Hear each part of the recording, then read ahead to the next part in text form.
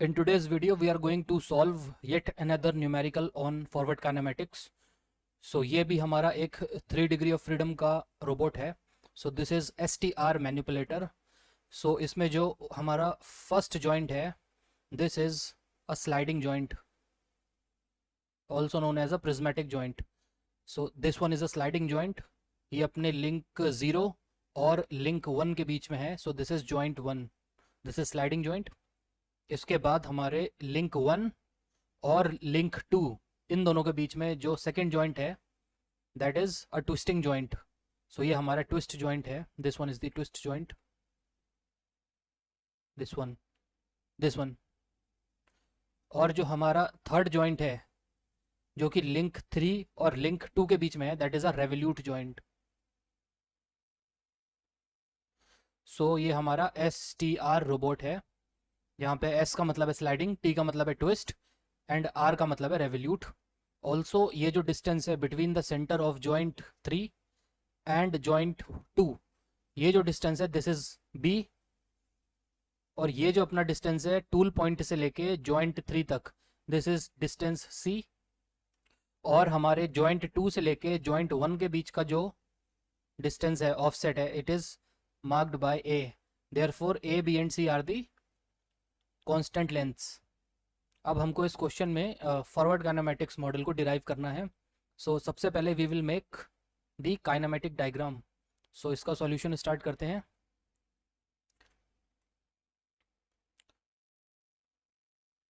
सबसे पहले हमको काइनेमेटिक डायग्राम बनाना है, और काइनेमेटिक डायग्राम को बनाने के लिए हमको सबसे पहले इसका बेस लिंक बनाना है. So this is the base link और द ग्राउंड लिंक. ये हमारा ग्राउंड लिंक हो गया.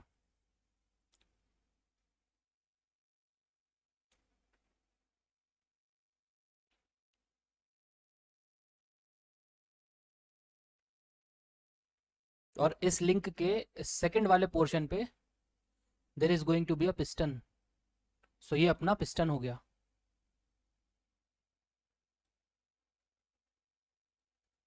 So this entire thing is link 0 and this is the fixed link.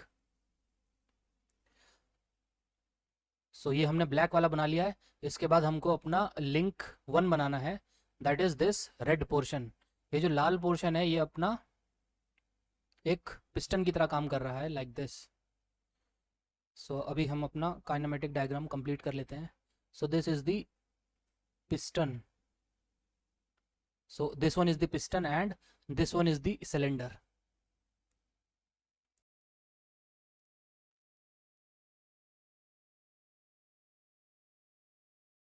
So ये जो अपना पूरा पोर्शन है, this is link 1. ये अपना link 1 है. अब link 1 और link 2 के बीच में there is a twisting joint. So अभी हमको twist joint बना लेना है. So ये मैंने यहाँ से twist joint बना लिया इस टाइप से. सो मैं एक रफ डायग्राम बना रहा हूँ. सो ये हो गया अपना ट्विस्ट जॉइंट, और यहाँ से ऊपर हो जाएगा अपना link 2. So this one is the link 2. ये जो अपना यहाँ से लेकर ये आगे का पार्ट है, दिस इज लिंक 2. सो जैसा देख सकते हो आप, लिंक 2 के एंड पे और लिंक 3 के स्टार्टिंग में there is a joint which is a revolute joint. So हम सिंबॉलिकली एक रेवोल्यूट जॉइंट यहाँ पे बना लेते हैं. So this is the centre of the revolute joint and this is the revolute joint. So this is link 3 और ये हो गया अपना end effector. And this one is link 3. So ये अपना काइनेमेटिक डायग्राम हो गया है. So this one is the kinematic diagram. So आप देख सकते हो, this is the sliding joint और the prismatic joint. This is the twisting joint and this one is the revolute joint. अब हमने काइनेमेटिक डायग्राम बना लिया है. Now we have to identify different joints. So between link 1 and link 0, this is the joint 1. सो ये अपना joint 1 है. सो इसको यहाँ पे लिख देते हैं, this is joint 1 between link 2 and link 1. This one is the twisting joint J2, और link 3 and link 2 के बीच में जो joint है ये हो गया अपना joint 3. This is a revolute joint. Also जो हमें constant length given है A, B and C, इसको हम मार्क कर लेते हैं. So सबसे पहले constant length को मार्क कर लेते हैं. सो अपने जॉइंट 1 के सेंटर से जॉइंट 2 के सेंटर तक जो डिस्टेंस है वो ए है. सो सबसे पहले हम ए को मार्क कर लेंगे.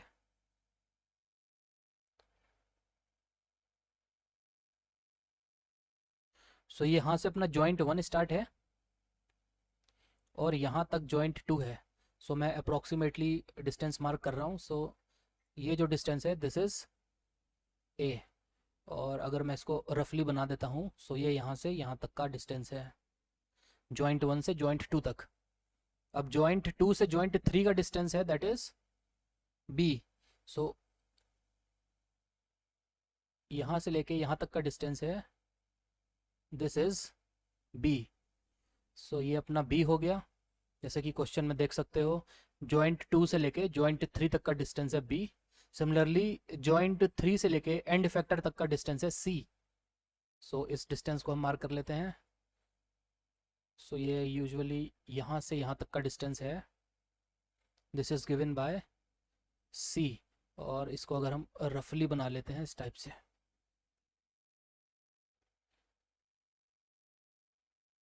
ओके.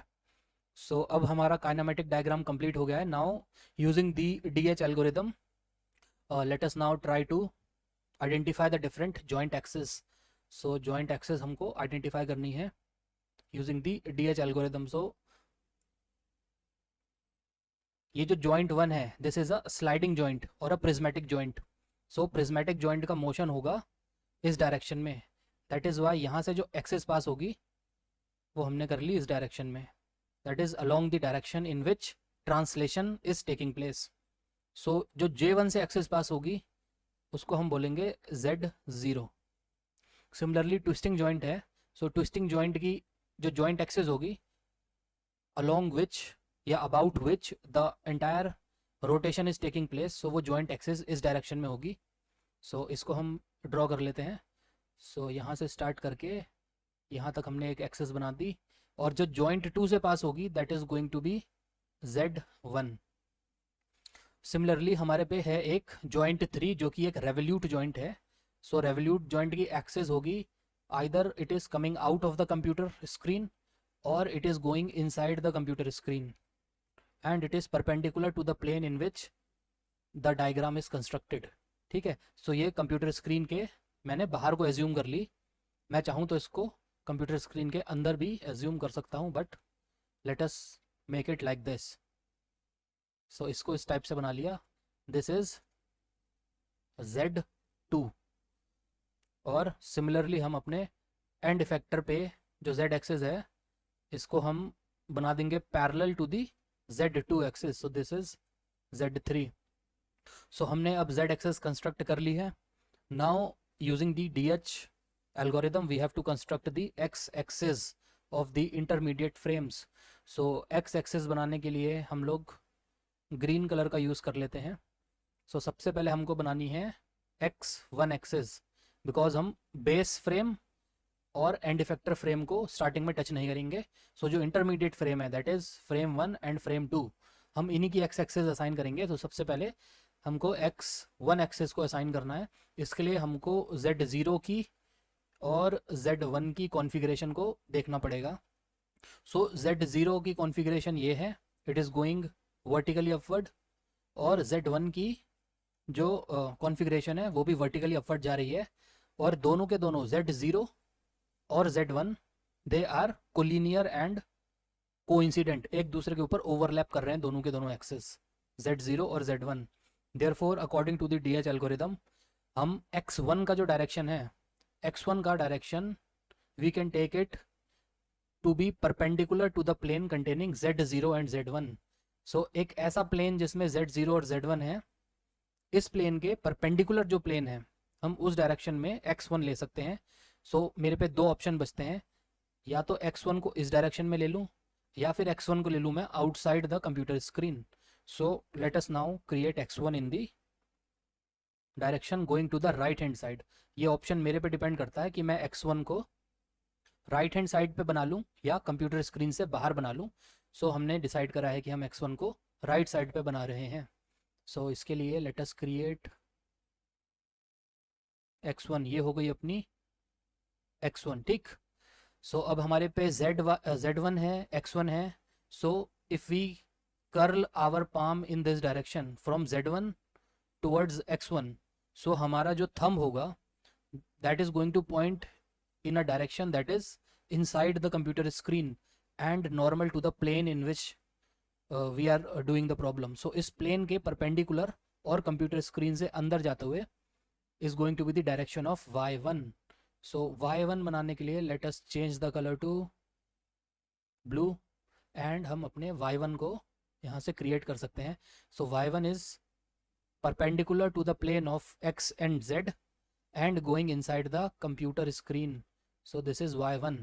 So हमने x1, z1 और y1 बना लिया है. So this point is now the origin of coordinate frame 1. ये अपना frame 1 का origin हो गया. And this entire thing is the triad, that is 3 orthogonal set of axes is nothing but the coordinate frame 1. So ये अपना frame 1 assign हो चुका है. अब हमें assign करना है frame 2. So frame 2 में Z2 हमने ऑलरेडी बना लिया है. So this is Z2. Now we have to make X2. So हमको X2 बनाना है. अब X2 डिपेंड करेगा Z1 पे और Z2 की कॉन्फ़िगरेशन पे. सो ये हो गया अपना Z2 coming out of the computer screen, और ये हो गया अपना Z1. Z1 is moving upward. सो अगर मैं Z1 को यहाँ पे प्रोजेक्ट कर लूँ फॉर द टाइम बीइंग, एक रफ बना लूँ. सो दिस इज Z1. अगर Z1 को आप ऊपर की तरफ एक्सटेंड कर दो, ये हो गया Z1 और ये हो गया Z2 coming out of the computer screen. So Z1 और Z2 एक दूसरे के परपेंडिकुलर हैं. So according to the DH algorithm you have to take the direction of X2. X2 का वही डायरेक्शन होगा in which your thumb will point if you curl your palm in the direction of Z1 and Z2 cross product. So इसका मतलब है अगर मैं Z1 से Z2 की तरफ अपने राइट हैंड के पाम को कर्ल करूंगा, सो थंब के डायरेक्शन में we have to make X2. So this is going to be the direction of our thumb, और इस डायरेक्शन में हम X2 को कंस्ट्रक्ट कर लेंगे. सो हमारे पे Z2 है, X2 है. Now we have to use the right hand rule and we have to construct the Y2 axes. So Y2 बनाने के लिए अगर आप Z एक्सेस से X की तरफ अपने राइट हैंड के पाम को कर्ल करोगे, so thumb is going to point in the direction of Y2, और ये जो अपना हो गया ये हो गया Y2. सो ये हो गया अपना Y2. So this one is Y2, और ये हमने कोऑर्डिनेट फ्रेम 2 बना लिया है. And this point is the origin of coordinate frame 2. सो ये अपना ओरिजिन ऑफ फ्रेम 2 हो गया. इसको हमने O2 से रिप्रेजेंट करा है. सो अब हमको बनाना है अपना बेस फ्रेम या फिर फ्रेम 0. सो फ्रेम 0 की Z एक्सेस इस डायरेक्शन में है, और फ्रेम 0 की X एक्सेस को हमने क्या करा है, जो X0 है अकॉर्डिंग टू DH एल्गोरिथम हम इसको पैरेलल टू X1 बना रहे हैं, provided X1 is at its home position. So X1 already अपनी होम पोजीशन पे है. So we just have to make X0 parallel to X1 in the home position. So ये हम अभी बना लेते हैं.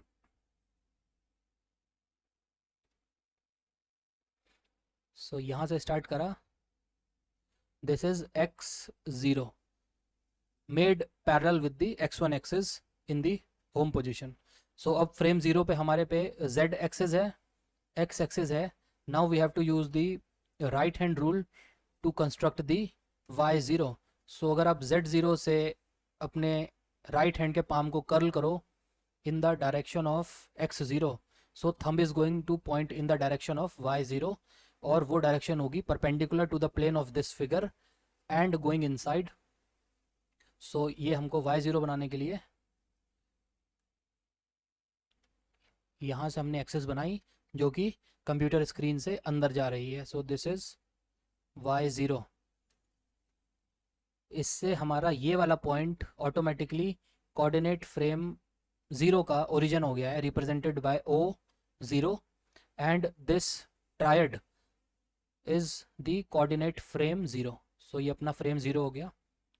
Now we have to assign the axis of the end effector frame. End effector frame अपना frame 3 है। z axis already z2 के parallel बनाई है। नाउ x एक्सिस को we have to make it parallel to the z। For x axis x3 you can make it perpendicular to the z2 and you can make it parallel to x2। ये दोनों condition आप use कर सकते हो। सो अपना x2 के parallel यानी कि इस डायरेक्शन में बना सकते हो x3 को, और z2 के परपेंडिकुलर भी यही डायरेक्शन वैलिड है, मतलब this direction is perpendicular to z2 and is parallel to x2। So हम ग्रीन कलर से x3 को बना लेते हैं। सो यहाँ से आगे मैंने बना ली एक्सेस, ये हो गई अपनी x3। x3 x2 के पैरेलल है and x3 is perpendicular to z2।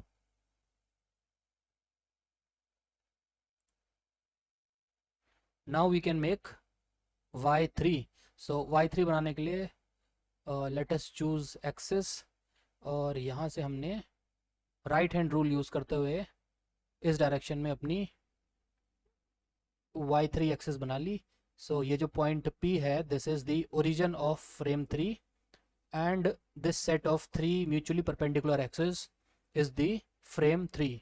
सो इस तरीके से हमने अपने कोऑर्डिनेट फ्रेम्स को मार्क कर लिया है। Now we have to make the DH parameters table. So इसमें हमें एक 3 रो 4 कॉलम का DH टेबल बनाना होगा। So let me first create the table, then we will fill the values. So ये अपना DH पैरामीटर्स टेबल है। सो इसकी फर्स्ट रो को अब हम फिल करते हैं। सो फर्स्ट रो में हमको फ्रेम 1 को एनालाइज करना है विद रिस्पेक्ट टू फ्रेम 0। सो सबसे पहले हम थीटा आई की वैल्यू को फिल करेंगे। So theta I is the rotation of frame 0 about z0 axis. But before that हम एक चीज़ करना भूल गए हैं, that is we have to mark the degree of freedom. So joint 1 से जो एक्सिस पास हो रही है z0, यहाँ पे जो वेरिएबल है जॉइंट वेरिएबल दैट इज θ1। ठीक है, सॉरी दिस इज नॉट θ1, ये होगा अपना d1 because this is a prismatic joint. So we can mark it like this, ये हो जाएगा d1। ठीक, सिमिलरली जो अपना z1 है जो कि जॉइंट 2 की एक्सिस है, यहाँ से हमारा एक रोटेशन वेरिएबल है दैट इज θ2। सिमिलरली जो अपनी z2 एक्सिस है, यहाँ पे रेवोल्यूट जॉइंट है, सो डिग्री ऑफ फ्रीडम है अपनी θ3। Now we can just make the DH parameters table. So DH table में सबसे पहले थीटा आई है। So theta I is the rotation about the z0 axis, इस वाली एक्सिस के अबाउट फ्रेम 0 को कितना रोटेट करना है सो दैट x0 एंड x1 के बीच में जो एंगल है मेजर्ड अबाउट z0 वो 0 हो जाए। सो x0 और x1 ऑलरेडी पैरेलल एक्सिस हैं, और पैरेलल एक्सिस के बीच में जो एंगल होता है दैट इज ऑलवेज 0 डिग्री। ठीक है, सो x0 x1 के पैरेलल है, that is why angle is 0, plus on the axis of rotation हम z0 के अबाउट रोटेट करा रहे हैं ना। सो एक्सिस ऑफ रोटेशन पे कोई भी रोटरी वेरिएबल नहीं है, मतलब θ1 वगैरह नहीं है, because this is a prismatic joint, यहाँ पे थीटा नहीं है। That is why variable part में जो हमारा थीटा आता था हर बार, वो इस बार 0 डिग्री है। So in place of 0 + 0 you can write 0।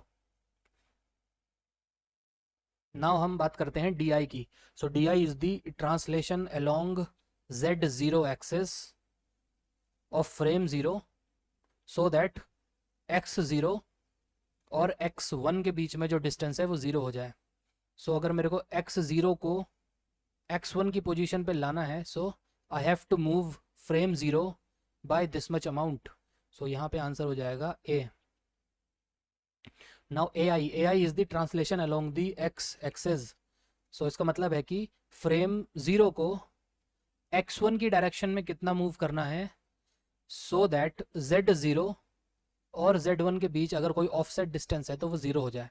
So already Z0 और Z1 ओवरलैप कर रहे हैं, सो इनके बीच में x1 की डायरेक्शन में कोई भी डिस्टेंस नहीं है। सो इसका आंसर हो जाएगा 0।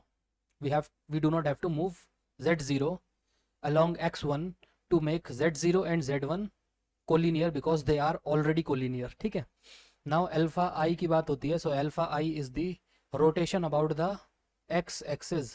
सो दैट मीन्स फ्रेम 0 को x1 के अबाउट कितना रोटेट करना है सो दैट Z0 और Z1 के बीच अगर कोई एंगल है सो वो 0 हो जाए।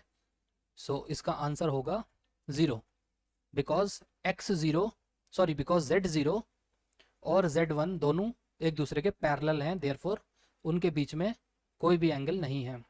ठीक है, also on the axis of rotation जो भी हमारा एंगल था वो कोई भी थीटा प्रेजेंट नहीं है, उसकी वजह से 0 आ जाएगा। अब हम अपने रो 2 पे आते हैं। सो रो 2 के लिए we have to look at frame 2 with respect to frame 1। So इस फ्रेम 2 को फ्रेम 1 की रिस्पेक्ट में एनालाइज करना है। So theta I is the rotation about the Z axis. So हम अपने फ्रेम 1 को Z1 के अबाउट कितना डिग्री रोटेट करें so that x1 and x2 के बीच में अगर कोई एंगल है सो वो 0 हो जाए। सो इसमें जो x1 और x2 के बीच में एंगल है that is already 0 degree because x1 और x2 पैरेलल हैं एक दूसरे के। Plus on the axis of rotation यानी कि Z1 एक्सिस पे there is a variable theta 2। So theta 2 is the joint angle of the joint 2। So 0 plus theta 2 करोगे so that is going to be theta 2। So यहाँ पे हो जाएगा अपना theta 2। ठीक है,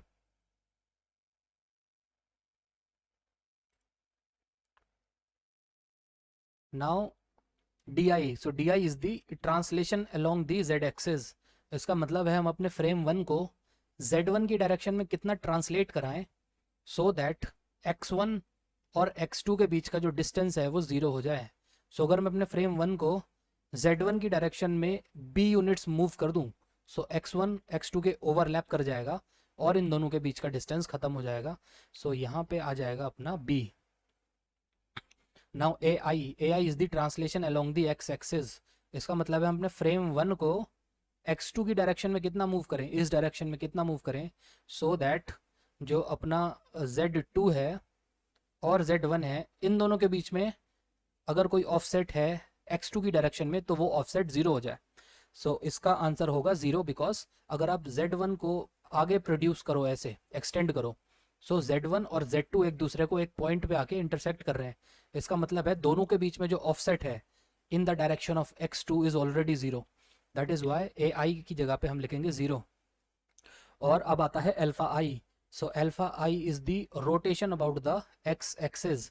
मतलब अपने फ्रेम 1 को x2 के अबाउट कितना डिग्री हम रोटेट कराएं, फ्रेम 1 को x2 के अबाउट कितना डिग्री रोटेट कराएं सो दैट Z2 और Z1 के बीच में जो एंगल है वो 0 हो जाए। अब इसको बनाने के लिए हम ओरिजिन 2 को कंसिडर करते हैं, O2। सो अगर मैं यहाँ एक रफ डायग्राम बना लूँ ओरिजिन 2 का, अगर ये O2 है सो O2 से कंप्यूटर स्क्रीन के आउटवर्ड तो हमारा Z2 आ रहा है। ठीक, सो अगर मैं रफली बना लूँ सो this is the direction of Z2 और इसके नीचे हमारा एक्सिस है Z1 ये वाला। ठीक, अब अगर हम Z1 को ऊपर की तरफ एक्सटेंड कर दें लाइक दिस और इसको O2 से पास करा दें सो दिस इज Z1। सो अब आपके पास एक एक्सिस है जो कि वर्टिकली अपवर्ड है, एक एक्सिस है जो कि कंप्यूटर स्क्रीन के बाहर आ रही है। सो इन दोनों के बीच में एंगल कितना है, दोनों के बीच में एंगल है 90 डिग्री। देयरफॉर जो कांस्टेंट एंगल है इन दोनों के बीच उसकी वैल्यू तो है 90 डिग्री।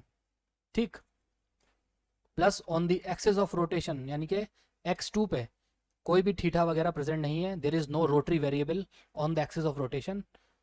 सो यहाँ पे थीटा की जगह पे 0 हो जाएगा। सो इसका आंसर है 90 डिग्री। अब हमें ये नहीं पता है कि प्लस है 90 या माइनस 90 है।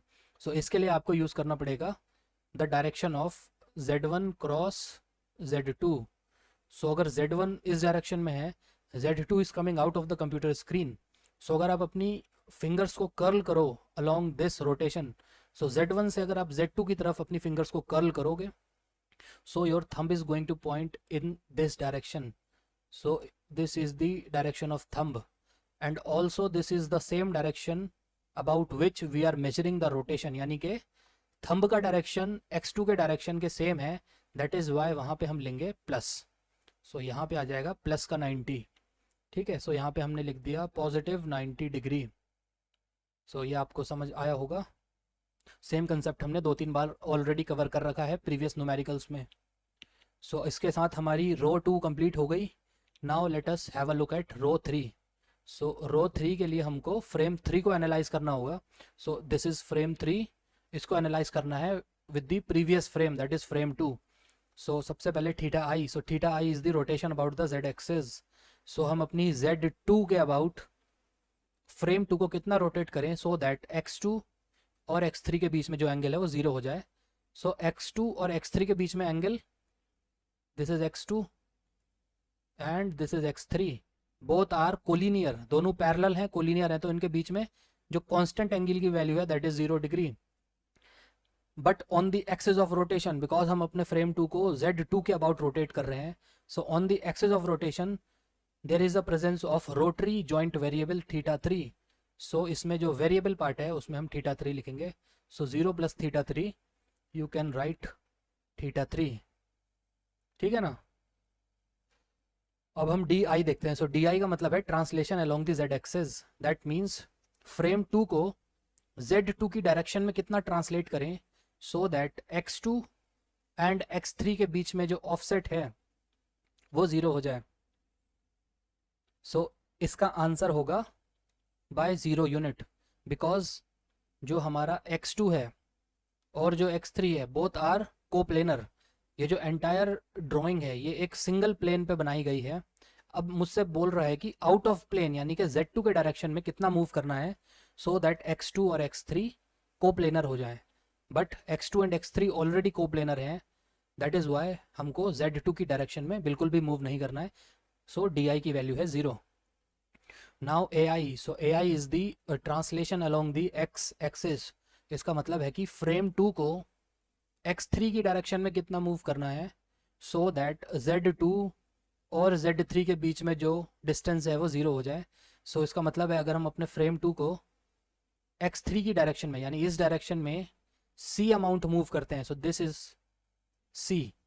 अगर मैं यहाँ से c डिस्टेंस मूव करता हूँ सो मेरी Z2 Z3 के ऊपर ओवरलैप कर जाएगी। सो ai की जगह पे आ जाएगा c। Now only last is remaining alpha i। So alpha i is the rotation of frame 2 about x3। So x3 के अबाउट हम अपने फ्रेम 2 को कितना रोटेट करें सो दैट Z2 और Z3 के बीच में जो एंगल है वो 0 हो जाए। सो Z2 is coming out of the computer screen, Z3 is coming out of the computer screen. इसका मतलब दोनों ही पैरेलल हैं, और दोनों पैरेलल होने के साथ इन दोनों के बीच में जो कांस्टेंट एंगल है that is 0 degree. And on the axis of rotation यहाँ पे कोई भी रोटरी डिग्री ऑफ फ्रीडम यानी कि थीटा की वैल्यू नहीं है। सो in place of variable part we are also going to take 0, so you can just take it to be 0 degree। सो इस तरीके से हमने अपना DH पैरामीटर्स टेबल कंप्लीट कर लिया है। Now in the next portion we are going to derive the homogeneous transformation matrices and also the composite transformation matrix for this 3 degree of freedom STR robot। और इसको हम एक बार home position पे verify करके देख लेंगे, बट हम उसमें बहुत ज़्यादा टाइम वेस्ट नहीं करेंगे। सो अब हम अपने होमोजेनियस ट्रांसफॉर्मेशन मैट्रिसेस को डिराइव कर लेते हैं। This is very simple exercise. So T1 with respect to 0 ये अपना होगा थीटा आई 0 है तो इसको स्किप कर देंगे। डी आई की वैल्यू है a। सो डी आई होता है अपना translation along the z axis by a units.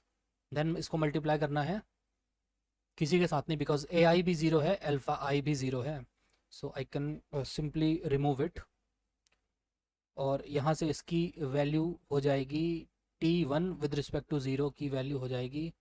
सो इसका जो रोटेशन पार्ट है वो आइडेंटिटी मैट्रिक्स हो जाएगा, और जो इसका डिस्प्लेसमेंट पार्ट है वो हो जाएगा x के अलोंग ज़ीरो, y के अलोंग ज़ीरो, और z के अलोंग a यूनिट्स। ये हो गया आपका पर्सपेक्टिव, और ये है स्केल फैक्टर। ये मैं ऑलरेडी पहले कई बार करा चुका हूँ, ठीक है ना, इस टाइप की exercise. So this is first. Now second we have to find T2 with respect to 1। सो ये हो जाएगा थीटा आई पे है θ2 वैल्यू। सो थीटा आई होता है अपना rotation about the z axis by θ2 units. Then d i के अलोंग है b, so d i is the translation along the z axis by b units. Then a i zero है, इसको skip कर देंगे, alpha i is 90 degree. So alpha i is the rotation about the x axis by positive 90 degree. So मैं यहाँ पे directly इसका answer लिख दे रहा हूँ। सो डायरेक्टली इन तीनों मेट्रिसेस को आप मल्टीप्लाई कर लेना, इनका आंसर मैं यहाँ पे डायरेक्टली लिख देता हूँ। सो इसका आंसर है, I am writing column wise, so this is cos θ2, sine θ2, 0 0, then second column में 0 0 1 0, थर्ड कॉलम में sine θ2 minus cos θ2 0 0, and fourth column में 0 0 b एंड 1। सो ये हो गया अपना T2 with respect to 1। Now अब हम थर्ड ट्रांसफॉर्मेशन लिखेंगे, that is transformation of frame 3 relative to frame 2। So DH parameters table से जब आप देखोगे, सो थीटा आई की वैल्यू है θ3, so that is rotation about the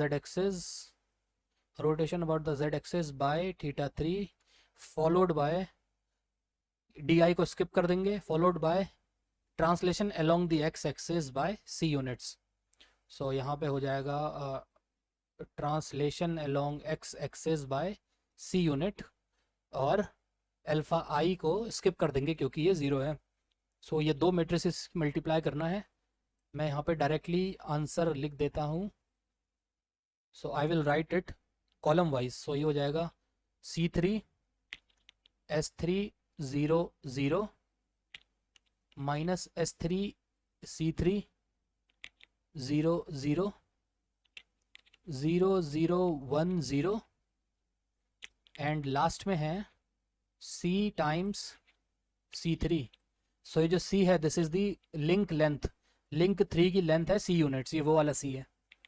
then C into sine θ3, then 0 then 1। सो ये हो गया अपना third homogeneous transformation matrix. Now we have to compute the overall transformation matrix. So overall transformation matrix, जिसको composite transformation matrix भी बोलते हैं, that is nothing but T3 with respect to 0। So ये आपको तीनों मैट्रिसेस को मल्टीप्लाई करना होगा। सो जब आप इन तीनों मैट्रिसेस को मल्टीप्लाई कर लोगे, then you will get the value of T3 with respect to 0। मैंने ये कंप्यूटेशनली सॉल्व करा हुआ है, so let me just show you the answers. तो ये हमने मैटलैब से कंप्यूटेशन करी है इसकी। So this is first matrix, that is T1 with respect to 0। सारे के सारे एलिमेंट सेम है, आप चाहो तो पॉज करके मैच भी कर लेना, ठीक है। And this is a 4x4 matrix, that is transformation of frame 2 with respect to frame 1, जो मैंने अभी आपको प्रीवियस पेज पे दिखाया था। And this is the transformation of frame 3 with respect to frame 2। Now you have to find the overall transformation. So this is nothing but T overall, जिसको हम T3 with respect to 0 भी बोलते हैं। So this is the final answer. ये हो गया अपना final answer, that is transformation of frame 3 with respect to frame 0। मैं यहाँ पे आंसर लिख नहीं रहा हूँ, आप डायरेक्टली नोट कर लेना because it is very clearly visible. So मैं पढ़ दे रहा हूँ, this is cos C2 C3 C2 S2 S3 0 minus C2 S3 minus S2 S3 C3 0 S2 minus C2 0 0 then C times C2 C3 C times C3 S2 A plus B plus C times S3 and 1। सो ये अपना 4x4 matrix है। जो values हैं they are separated by commas, ठीक है, comma से separated है। So this is, ये तो हो गया अपना होमोजीनियस ट्रांसफॉर्मेशन मैट्रिक्स, यानी कि overall transformation matrix of the end effector frame with respect to the base frame. और अगर हम इसको अपने होम पोजीशन के लिए वेरीफाई करें, so this is T3 with respect to 0 at the home position. ये अपने होम पोजीशन के लिए, होम पोजीशन का मतलब है कि जो θ1 है, सॉरी θ1 नहीं θ2 है, θ2 को हमने 0 डिग्री पुट करा है एंड अपने θ3 को हमने 0 डिग्री पुट करा है। अगर आप ये करोगे सो cos θ2 यानी कि cos 0 और cos θ3 इन दोनों की वैल्यू हो जाएगी 1, sin θ2 एंड sin θ3 यानी कि sin 0 इनकी वैल्यू हो जाएगी 0। सो जब आप इन चार वैल्यूज़ को इस बड़े एक्सप्रेशन में पुट करोगे, so ultimately you will get this value and this is the overall transformation matrix of the 3 degree of freedom robot for the home position.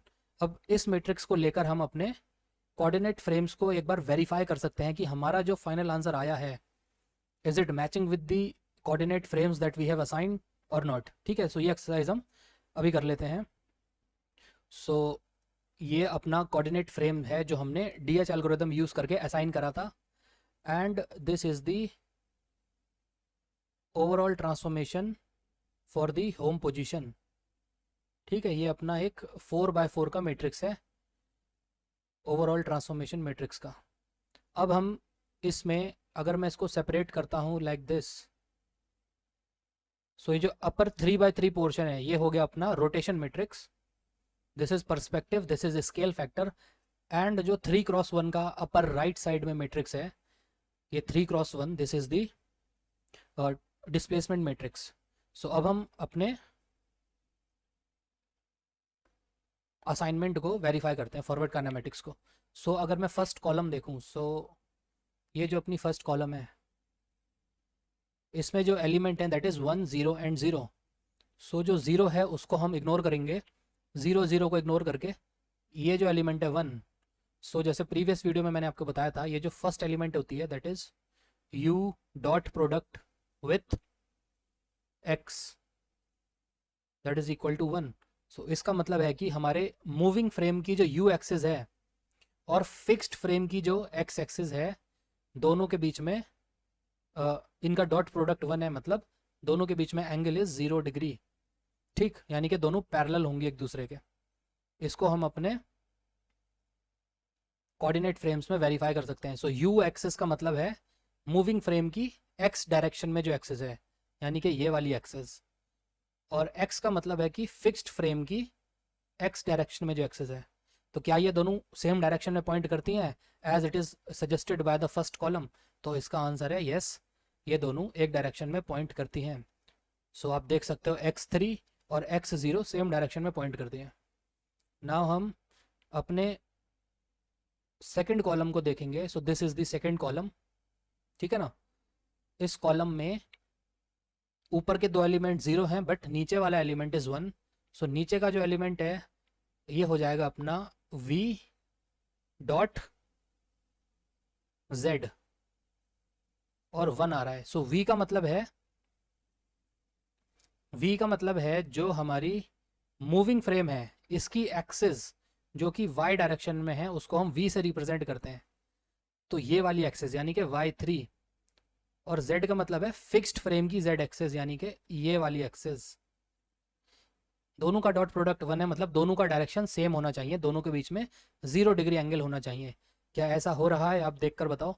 So this is y3 यानी कि v access, और ये होगी अपनी z0। Both are pointing in the same direction, मतलब दोनों के बीच में एंगल 0 है ना। हम अपने थर्ड कॉलम को देखते हैं। This is 0 -1 0। सो ये वाला जो एलिमेंट है, ये एलिमेंट, इससे पहले हमने इस एलिमेंट को लिया था, अब हम इस वाले एलिमेंट को ले रहे हैं। So this is w dot product with y, और दोनों की वैल्यू है -1। इसका मतलब है जो cosine of theta between w and y has to be -1, so theta is equal to 180 degree. इसका मतलब है जो हमारी w एक्सिस है और जो y एक्सिस है, दोनों के बीच में 180 डिग्री होना चाहिए। सो w क्या होती है, मूविंग फ्रेम की वो एक्सिस जो कि z के डायरेक्शन में होती है। So moving frame end effector frame है, इसकी वो एक्सिस जो z के डायरेक्शन में है, यानी कि ये एक्सिस, इसको हमने w बोल देते हैं डायरेक्शन को साइंस में, ठीक।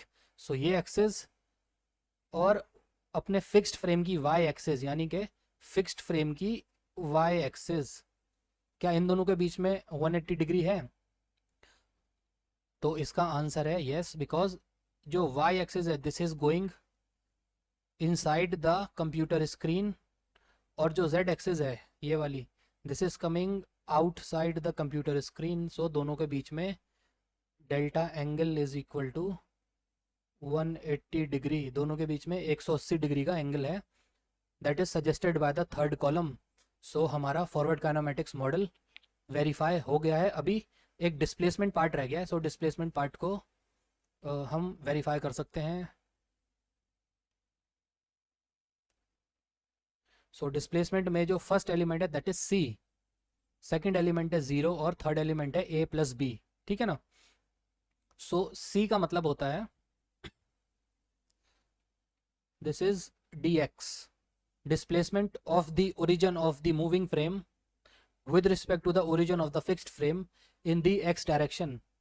Second element होता है dy, this is the displacement of the origin of the moving frame with respect to the origin of the fixed frame in the y direction.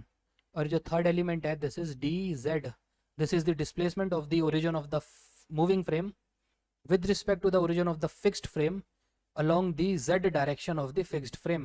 So जितने भी डायरेक्शन होंगे सब fixed frame की access के हिसाब से लिए जाएंगे। अब जो फर्स्ट एलिमेंट है ये c है, ठीक है। इसका मतलब है कि जो हमारा ओरिजिन ऑफ फ्रेम 3 है, ये point origin of the fixed frame, यानी कि इस पॉइंट से x0 की डायरेक्शन में c यूनिट्स होगा। सो इसका आंसर बिल्कुल सही आ रहा है, बिकॉज इस पॉइंट के और इस पॉइंट के बीच में जो डिस्टेंस है अलोंग x0 वो c है। सो ये अपना एलिमेंट सही है। dy की वैल्यू 0 है, सो dy होता है origin of frame 3 and origin of frame 0 के बीच में y एक्सिस के अलोंग जो डिस्टेंस है या डिस्प्लेसमेंट है वो। अब बिकॉज एंटायर फिगर हमारा 2 डायमेंशन में बना है और y0 पॉइंट कर रहा है 3rd डायमेंशन में, that is a dimension that is perpendicular to the plane of this figure and pointing inside the computer screen. So इस डायरेक्शन में कोई भी डिस्टेंस नहीं होगा between the origin of frame 3 and the origin of frame 0, that is y dy 0 होना चाहिए। और ये हमें अपने फॉरवर्ड काइनेमेटिक्स के कंपोजिट ट्रांसफॉर्मेशन मैट्रिक्स के होम पोजीशन में जो डेटा है उससे वेरीफाई हम कर सकते हैं। Third one is the dz, that is equal to a plus b। So dz होता है अपने मूविंग फ्रेम यानी फ्रेम 3 के ओरिजिन का distance from the origin of the fixed frame that is frame 0 in the z direction. So O3 और O0 के बीच में z डायरेक्शन में, यानी कि z0 के डायरेक्शन में कितना डिस्टेंस है। So this is nothing but sum of a and b। So this is also given in the overall transformation matrix. इसका मतलब हम कह सकते हैं जो हमने फ्रेम असाइन करे हैं, ये जो हमने फ्रेम असाइनमेंट करी है और हमारा जो ओवरऑल ट्रांसफॉर्मेशन मैट्रिक्स आया है होम पोजीशन के लिए, हमने उसको वेरीफाई कर लिया है। और बिकॉज हमने उसे एक पोजीशन के लिए वेरीफाई कर लिया है, सारे के सारे वैल्यूज़ यानी कि 3/3 रोटेशन मैच कर रही है और 3x1 की जो ट्रांसलेशन है या डिस्प्लेसमेंट है वो भी मैच कर रही है। दैट इज़ हम कह सकते हैं कि हमारा फॉरवर्ड काइनेमेटिक्स मॉडल अपनी होम पोजीशन के लिए हमने वेरीफाई कर लिया है, और बिकॉज हमने क्योंकि इसको एक पोजीशन के लिए वेरीफाई करा है, that is Y in the entire range of motion of this robot ये फॉरवर्ड काइनेमेटिक्स मॉडल वेरीफाइड रहेगा, बिकॉज एक पोजीशन पे आपने इसको वेरीफाई कर लिया है। सो जितनी भी ऑल्टरनेटिव पोजीशंस बनती हैं रोबोट की, उन सब पे ये मॉडल काम करेगा। That is why we can say that the forward kinematics equation are actually working. So इसी के साथ हमने अपना न्यूमेरिकल 7 ख़त्म कर लिया है, एंड फ्रॉम नेक्स्ट वीडियो हम अब कुछ और न्यूमेरिकल सॉल्व करेंगे। So let me show you हम अब कौन सा न्यूमेरिकल आगे सॉल्व करेंगे। So this is question number 8। ये क्वेश्चन ये अगेन एक 3 डिग्री ऑफ फ्रीडम का रोबोट है। So this is a PPP और SSS मैनिपुलेटर। PPP मतलब जो तीनों जॉइंट्स हैं, so this is joint 1, this is joint 2 and this is joint 3। All the 3 joints are prismatic. इसी को आप स्लाइडिंग भी बोल सकते हो, all the 3 joints are sliding joints. So इसको PPP और SSS रोबोट बोला जाता है। In common terms we call it the Cartesian coordinate robot. So Cartesian coordinate robot, इसकी 3 डिग्री ऑफ फ्रीडम रोबोट की फॉरवर्ड काइनेमेटिक्स हम नेक्स्ट वीडियो में solve करेंगे। So this is the end of this video tutorial, and stay tuned for upcoming videos. Thank you very much for watching this video.